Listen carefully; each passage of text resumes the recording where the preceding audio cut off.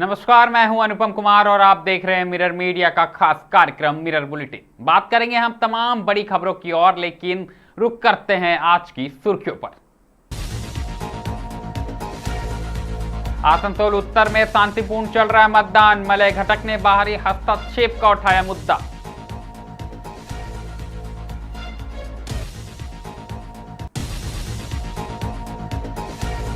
देवघर के पालोजोरू में सड़क निर्माण पर बवाल। नाली नहीं तो काम बंद। अनियमितता से भड़के ग्रामीण।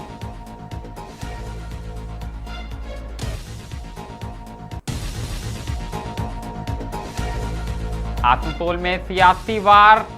अग्निमित्र पाल ने टीएमसी पर लगाया धांधली का आरोप।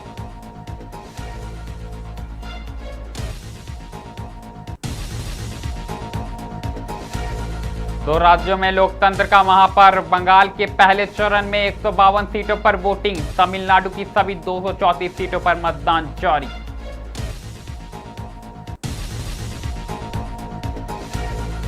सीएम पर टिप्पणी को लेकर खड़गे को चुनाव आयोग का नोटिस। आतंकवादी बयान पर बढ़ा विवाद।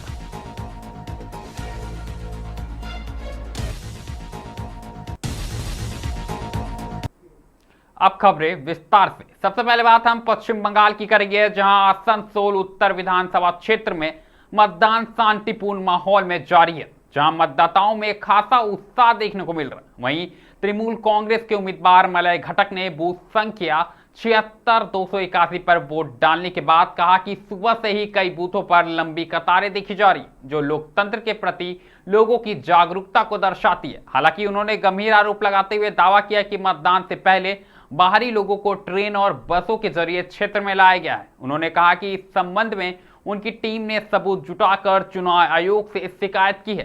फिलहाल प्रशासन की ओर से इन आरोपों पर कोई आधिकारिक प्रतिक्रिया नहीं आई, लेकिन सुरक्षा के व्यापक इंतजाम देखने को मिल रहे हैं।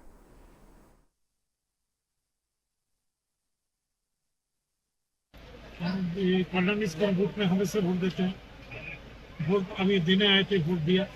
वोट शांति से, बहुत लंबा लाइन है, देखिए सभी वोट दे रहे हैं, लंबा लाइन। क्या लग रहा, बाहर से लोग ढुक रहे क्या? बाहर लोग ढुक रहे हैं कि ढुका है? कल 5 तो स्पेशल ट्रेन आया है, 4 तो गुजरात से,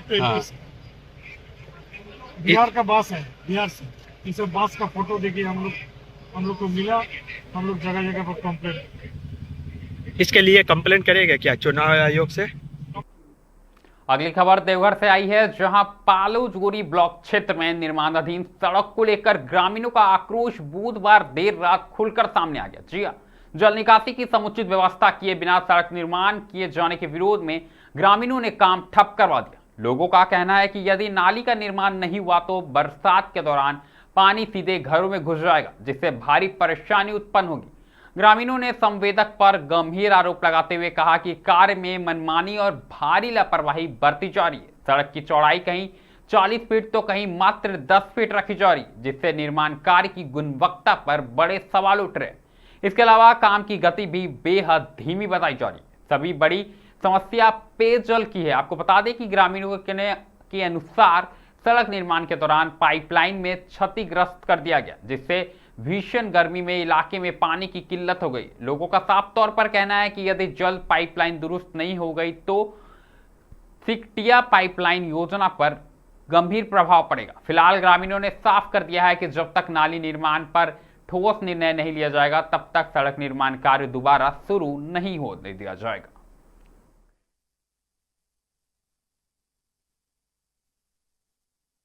अरे यहाँ जो रोड बनाने वाला कंपनी जो रोड बना रहा है, मनमानी तरीके से बना रहा है। उसको जहाँ स्पेस मिल रहा है वहाँ 40 फुट ले रहा है, जहाँ नहीं मिल रहा है वो 10 फुट में बना रहा है। तो ये जो है बहुत धीमी गति से काम कर रहा है, बहुत लापरवाही से काम कर रहा है। और सबसे पहले तो लोगों को पेयजल की समस्या जो है, वो पेयजल की समस्या का जो है पहले रिपेयरिंग करवाए, तब आगे काम करें। पानी निकासी करें। डिमांड रहा जो हम अपना सीनियर पदाधिकारी तक पहुंचाए हुए हैं, जो कि कल जेएसडीओ सब आकर के पब्लिक से मिलेंगे और इन लोगों का जितना भी समस्या है कल जो है सभा रख करके पूरी समाधान किया जाएगा। जितना जमाबंदी तोड़े उसको भी पूरा जो है यहाँ जिनका जो प्रॉब्लम है, बाकी जिनका जो प्रोसेस है, जो कोई बोल रहे हैं कि मेरा जमीन पे रोड बनाया जा रहा है, या कोई बोल रहे हैं कि उधर नहीं तोड़ा जा रहा है, ये सारे समस्या का समाधान कल 10 बजे का सभा में होगा। क्या नाम हुआ आपका? मेरा नाम मुन्ना कुमार। रुक एक बार फिर पश्चिम बंगाल का करेंगे, जहां आसनसोल दक्षिण में चुनावी माहौल के बीच आरोप प्रत्यारोप का दौर तेज हो गया। जी हां, भाजपा प्रत्याशी अग्निमित्रा पाल ने तृणमूल कांग्रेस पर धांधली करने का आरोप लगाते हुए कहा है कि एक ऑडियो है जिसमें बातचीत में उन्होंने कहा कि टीएमसी कार्यकर्ता बूथों पर सीसीटीवी कैमरे से छेड़छाड़ कर फर्जी वोटिंग की कोशिश करते हैं। उन्होंने यह भी आरोप लगाया कि वोटर लिस्ट से वैध मतदाताओं के नाम हटाए गए। हालांकि उन्होंने अपनी जीत को लेकर पूरा भरोसा जताते हुए कहा कि जनता बदलाव चाहती है। साथ ही उन्होंने मतदाताओं से सुबह 11 बजे से पहले मतदान करने की अपील की है। फिलहाल इन आरोपों पर टीएमसी की ओर से कोई आधिकारिक प्रतिक्रिया सामने नहीं आई है, लेकिन चुनावी जंग में सियासी बयानबाजी चरम पर है।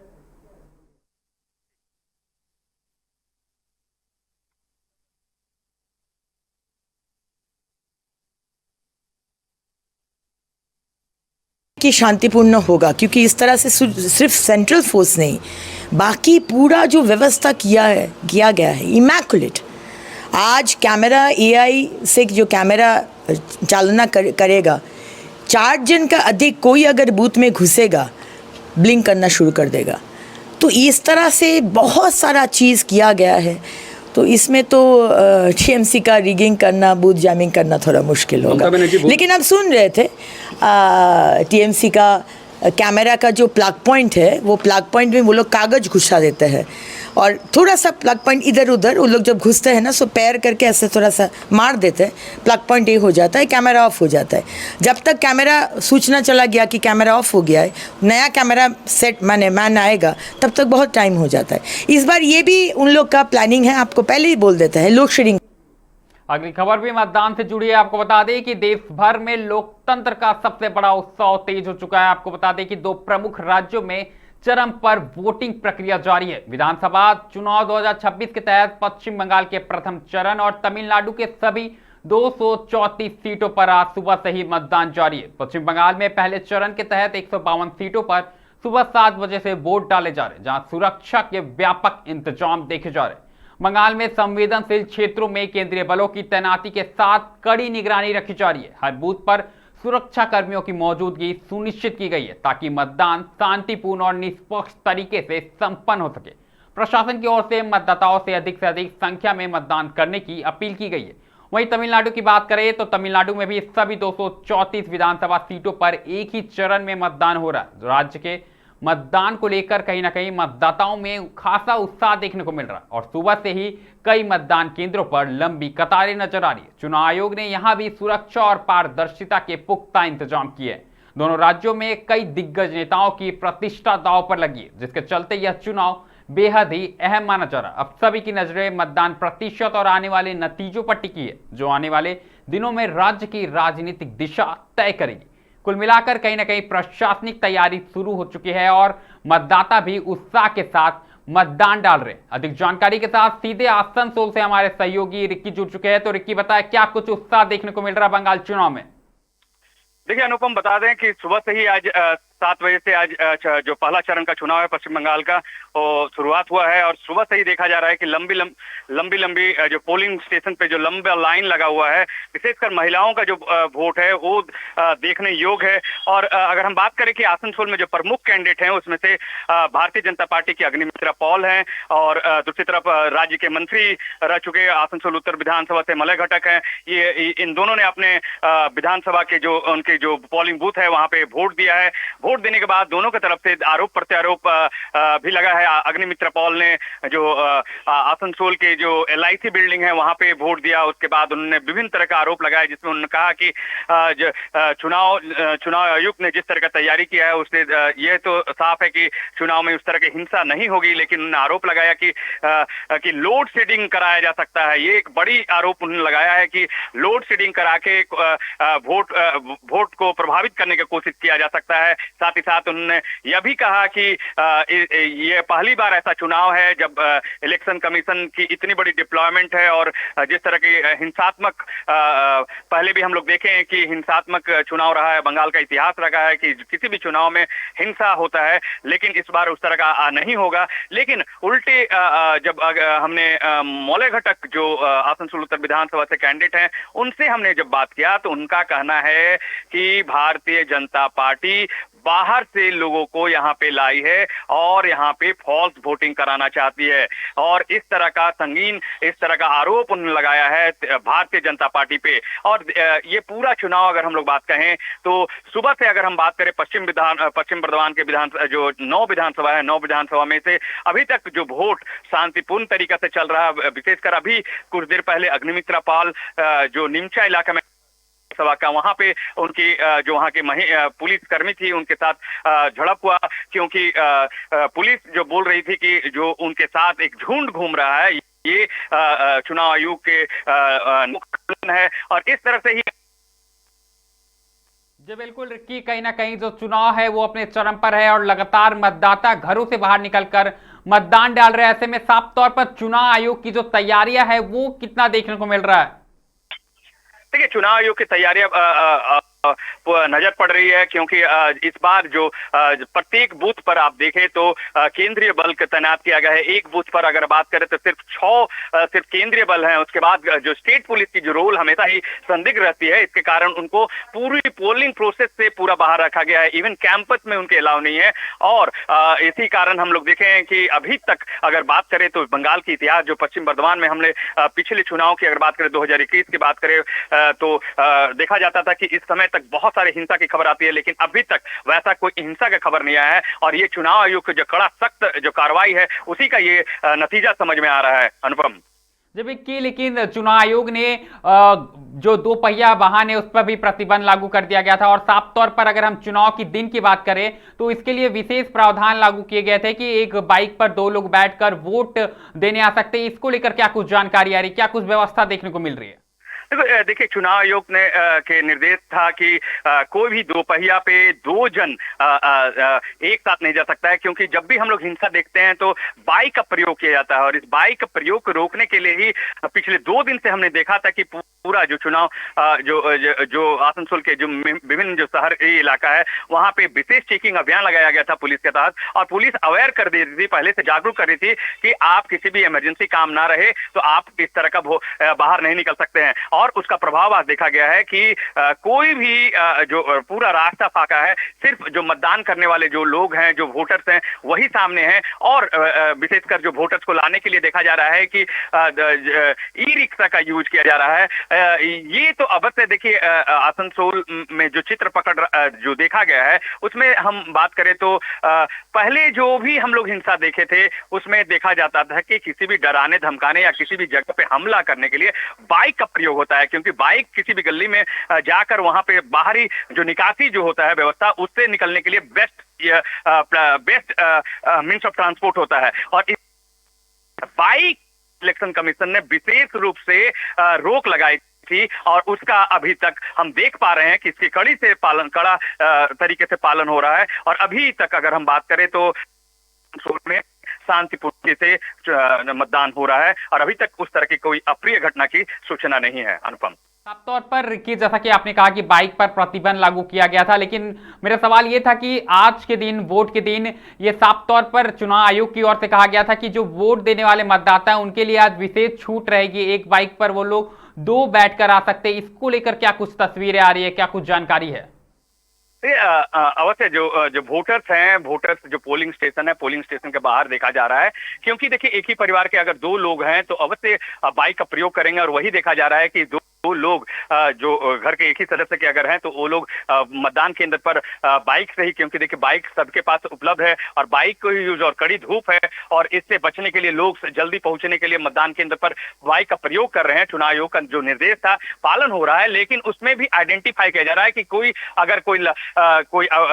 कोई अगर जो पार कर रहा है उनकी शिनाख्त की जा रही है कि वो असली में वोटर है या नहीं। इस तरह का देखा जा रहा है कि बाहरी में जो पुलिस जो केंद्रीय बल है वो जो पोलिंग स्टेशन है, पोलिंग स्टेशन के अंदर निगरानी की व्यवस्था है, लेकिन बाहरी में पुलिस, स्टेट पुलिस जो है, स्टेट पुलिस इस पूरी का जो चुनाव आयोग का निर्देश है उसको पालन करने में लगी है। बिल्कुल रिक्की, अंतिम सवाल रहेगा आपसे कि भीषण गर्मी के बीच चुनाव आयोग की ओर से बूथों पर क्या कुछ पानी की व्यवस्था की गई है, लोगों के ठहराव की क्या कुछ व्यवस्था देखने को मिल रही है? देखिए हम बात करें तो पिछले कई दिनों से लगातार कड़ी धूप है और कड़ी धूप के कारण विशेषकर जो मतदान केंद्र है वहां पे विशेष व्यवस्था चुनाव आयोग के द्वारा किया गया है। बाहरी जो शेड बनाया गया है, शेड पे क्योंकि लंबी कतार लग जाती है और वहां पे देखा जाता है कि लंबी कतार कई सुबह से हमने देखा भी है और इसी कारण शेड की व्यवस्था है, पानी की व्यवस्था प्रत्येक बूथ के में है और इस तरह से कई मॉडल बूथ भी बनाया गया है जहां पे विशेषकर वहां पे पानी से लेकर और भी जो डेकोरेटिव बनाया गया है, ऐसे जिले में ऐसे कई बूथ बनाए गए हैं जो ओमेन जो फीमेल वर्कर्स जो मतदान कर्मी हैं उनको रखा गया है वोटरों को उत्साह देने के लिए। चुनाव आयोग का जो ये प्रयोग है ये अवश्य कि ये काफी लोगों को लुभाएगा और इसी बीच हम एक आपका जो प्रश्न था कि मतदान कड़ी धूप में किस तरह से लोग देखिए सुबह का जो 7 बजे से नहीं सुबह 6 बजे से लोग मतदान के लिए लंबे लाइन में लग गए थे और अभी जैसे जैसे धूप बढ़ रहा है तो जो लाइन था मतदान केंद्र के बाहर वो भी कमता जा रहा है। लेकिन जो अनुमान लगाया जा रहा है कि ठीक शाम जैसे धूप कमेगी और भी जो विभिन्न जो पोलिंग बूथ पर लंबी कतार लगने के आसार है। अभी धूप होने के कारण अभी थोड़ा सा जो लंबी लाइन थी वो गई है, लेकिन शाम 3 बजे से माना जा रहा है क्योंकि सुबह 7 बजे से वोटिंग शाम 6 बजे तक चलेगी, इसलिए उसके बाद भी 3 बजे समय रहेगा। लेकिन अभी भी ऐसा नहीं है कि पूरा मतदान केंद्र पूरा खाली, लोग का आना जाना, वोटरों का आना जाना जारी है और लोग अपना मतदान अभी तक पूरा शांतिपूर्ण तरीके से दे रहे हैं। अनुपम, जानकारी के लिए बहुत बहुत धन्यवाद रिक्की। तो आप हमारे सहयोगी को सुन पाते किस कदर चुनाव आयोग ने कहीं ना कहीं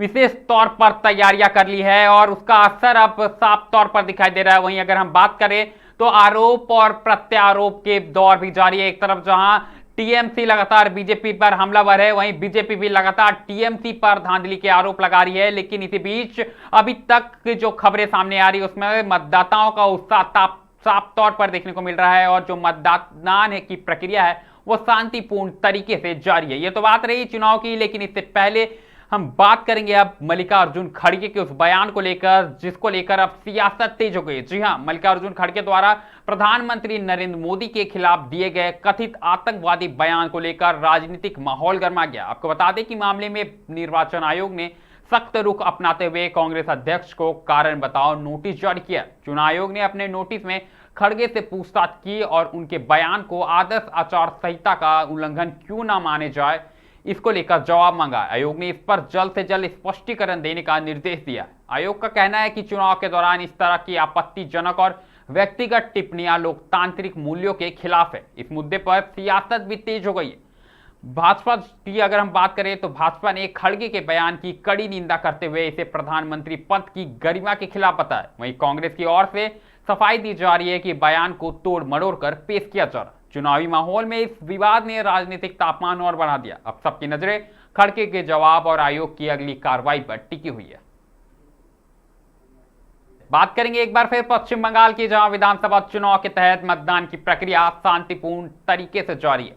आपको बता दें कि सुबह से ही मतदान केंद्रों पर मतदाताओं की लंबी कतारें देखी जा रही है और लोगों में लोकतांत्रिक अधिकार के प्रति खासा उत्साह नजर आ रहा है। पहली बार वोट डालने वाले युवा हो या बुजुर्ग, सभी बढ़ चढ़कर अपने मताधिकार का प्रयोग कर रहे हैं। इसी बीच राज्य के पंचायत एवं ग्रामीण विकास मंत्री और दुर्गापुर सीट से अखिल भारतीय तृणमूल कांग्रेस के उम्मीदवार प्रदीप मजूमदार ने मतदान से पहले पूजा अर्चना कर चुनाव की निष्पक्षता और शांति के लिए प्रार्थना की है। उन्होंने दुर्गापुर स्थित जीरंगी शमशान काली मंदिर में विधिवत पूजा कर लोकतांत्रिक प्रक्रिया की सफलता की कामना की।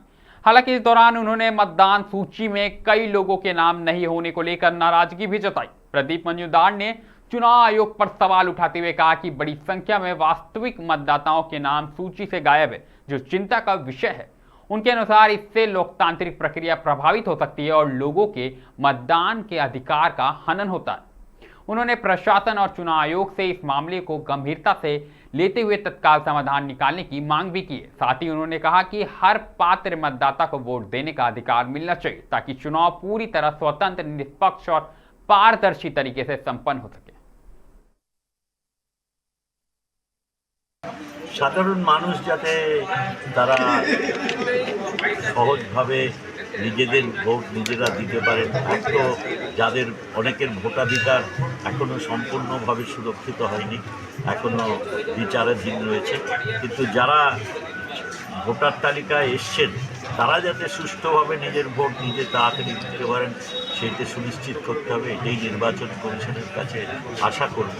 আমি এখন বেরোচ্ছি, ভোট শুরু হয়েছে সবে, এখন ঘুরে ঘুরে দেখব যেখানে অসুবিধা হবে সেখানে আমি নিশ্চয়ই নির্বাচন কমিশনের একজন প্রার্থী হিসেবে আমার যে দায়িত্ব। अगली खबर की बात करें तो अगली खबर भी चुनाव से जुड़ी है। आपको बता दें कि पश्चिम बंगाल में विधानसभा चुनाव के तहत सुबह से मतदान की प्रक्रिया जारी है, लेकिन इस बीच दुर्गापुर विधानसभा क्षेत्र संख्या 277 की बूथ नंबर 165 पर मतदान प्रक्रिया अचानक बाधित होने की खबर आई थी। जी हां, जानकारी के अनुसार ईवीएम मशीन की बैटरी खत्म हो जाने के कारण वोटिंग को अस्थायी रूप से रोकना पड़ा। बताया जा रहा है कि इस मतदान केंद्र पर कुल 281 मतदाता पंजीकृत है, जिन्हें कुछ समय तक मतदान करने के लिए इंतजार करना पड़ा।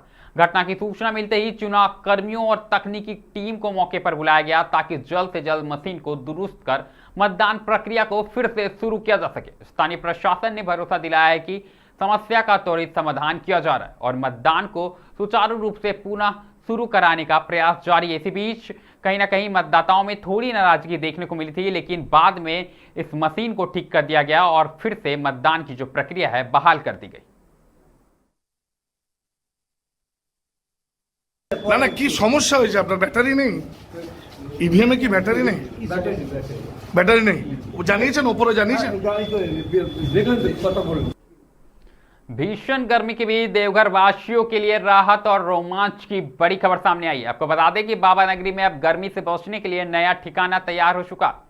मानिकपुर 62 माइल में एक आधुनिक सुविधाओं से लैस भव्य वाटर पार्क 24 अप्रैल से आम लोगों के लिए खोल दिया जाएगा। खास बात यह है कि यहाँ सिर्फ 300 रुपए में पूरे दिन वाटर राइड्स और मस्ती का मजा लिया जा सकता है। पार्क में बच्चों और बड़ों के लिए अलग अलग आकर्षक स्लाइडिंग के साथ साथ खाने पीने की भी शानदार व्यवस्था की गई है। सुरक्षा के लिहाज से भी हर जगह गार्ड और प्रशिक्षित स्टाफ तैनात रहेंगे। ऐसे में इस गर्मी देवघर में मस्ती का नया एड्रेस बन गया है मानिकपुर वाटर पार्क।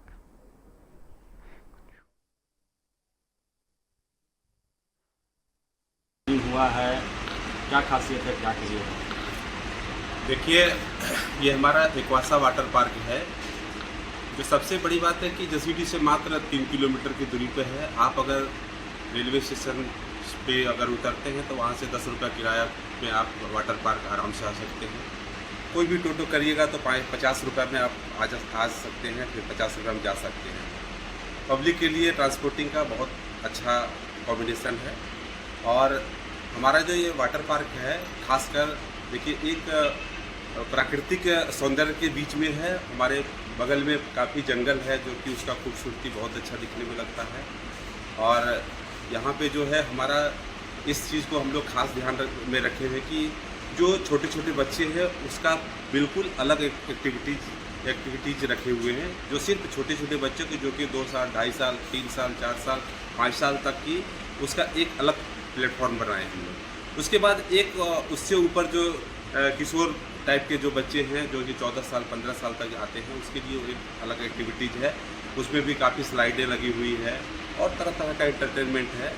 फिर हमारा वेव पूल है जो बहुत अच्छा है, 4-5 तरह की वेव उससे निकलता है जो कि आने वाले जो भी हमारे कस्टमर्स हैं उनको काफ़ी अट्रैक्ट करेगा दोनों को। और इसमें तो पप्पू भैया सारा चीज़ आपको बताए ही, इसका एक्टिविटी और हमारे खाने पीने का रेस्टोरेंट का जो है पास्ता वगैरह है, चाउमीन है और आपको बहुत सारे जो आइटम है इसमें बनने वाला, ठंडा है, कुरकुरे है, लेज है, ये सब का भी व्यवस्था। बात धनबाद की करेंगे, जहां मैथन क्षेत्र स्थित काली माटी में एक फैक्ट्री को लेकर ग्रामीणों का आक्रोश फूट पड़ा। दरअसल अवैध गुटखा निर्माण का आरोप लगाते हुए ग्रामीणों ने फैक्ट्री के बाहर जमकर नारेबाजी की और प्रशासन से इसे तत्काल बंद कराने की मांग की। विरोध प्रदर्शन कर रहे ग्रामीणों का कहना है कि गांव के बीचों बीच संचालित इस फैक्ट्री से न केवल समाज और बच्चों के स्वास्थ्य पर बुरा असर पड़ रहा है, बल्कि कानून व्यवस्था के लिए भी खतरा पैदा हो गया है। मामले की गंभीरता और उपायुक्त के निर्देश के बाद खास सुरक्षा पदाधिकारी जांच के लिए मौके पर पहुंचे। जांच के बाद अधिकारी ने ग्रामीणों के दावे से अलग तथ्य पेश किए। अधिकारी ने कहा कि जांच में पाया गया है कि यह गुटखा फैक्ट्री नहीं बल्कि तंबाकू फैक्ट्री है। सैंपल्स ले लिए गए हैं जिन्हें लैब भेजा जा रहा है। जांच रिपोर्ट आने के बाद ही आगे की कार्रवाई तय की जाएगी। वहीं फैक्ट्री मालिक बजरंग अग्रवाल ने ग्रामीणों के आरोपों को निराधार बताया। उन्होंने स्पष्ट किया कि फैक्ट्री का संचालन पूरी तरह वैध है।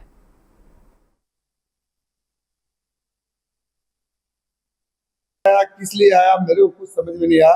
मैं किसी से भी कोई भी प्रकार का गलत काम नहीं करता हूँ। हम लोग यहाँ पर सब अपने पेपर्स में और सब कुछ के साथ सब उनको दिखा भी दिया हूँ। सब सेटिस्फाइड होके गए, कोई भी गलत काम हम लोग नहीं करते हैं। बस स्मेल की बात आ रही है। स्मेल आप तो बगल में नाली बहरी उसकी भी स्मेल आएगी, उससे तो कोई मतलब नहीं है ना सर। देखिए वो सब नहीं है। और कोई भी आप तो आ रही थी क्या, कुछ ऐसी है नहीं सर। बस फैक्ट्री चल रहा है इसके प्रोडक्ट्स, इसका हमें शिकायत प्राप्त हुआ था और हमें डी साहब से भी जांच के लिए कहा गया। तो फिर हमने यहाँ पर स्पॉट पे आके जांच किया। अब वो पहले तो हमें जानकारी थी कि गुटखा फैक्ट्री चल रहा है, लेकिन स्पॉट पे आके पता चला कि टोबैको फैक्ट्री है। और यहाँ जो प्रोडक्ट्स यहाँ पर बन रहे हैं उसका गाँव वालों को भी शिकायत हम लोगों ने सुना है और अंदर भी टोबैको फैक्ट्री का भी जाँच किया है। इनका जो फैक्ट्री बस वैध फूड फैक्ट्री लाइसेंस पाया गया है। और भी जो डॉक्यूमेंट्स हैं उसके लिए चाहिए होते हैं उनके हमने डिमांड मांग की है इनसे, उनके उसके लिए उनको नोटिस भेजा जाएगा। इसके अलावा जो फ्लेवरिंग एजेंट्स है इसका स्मेल आसपास क्षेत्र में फैला हुआ था, उसका भी हम सैंपल भी लिया है। और जो इनको गाँव वालों को कहना है कि टोबैको का स्मेल आता है, तो इसके लिए संबंधित विभाग जो है पोल्यूशन डिपार्टमेंट उससे कहा जाएगा कि वो लोग भी आके PM 2.5 PM 5 जो भी पैरामीटर्स है।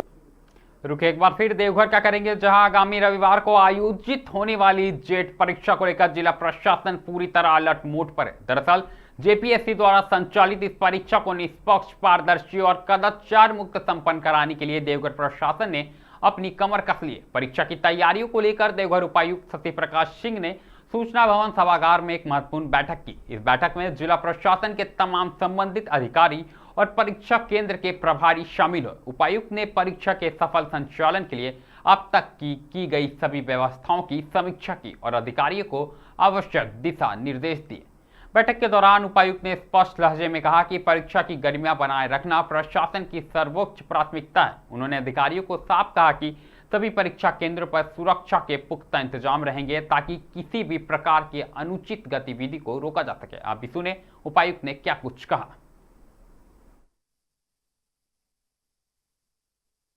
आगामी रविवार को जो है JPSC द्वारा जेट एग्जामिनेशन का आयोजन किया जा रहा है।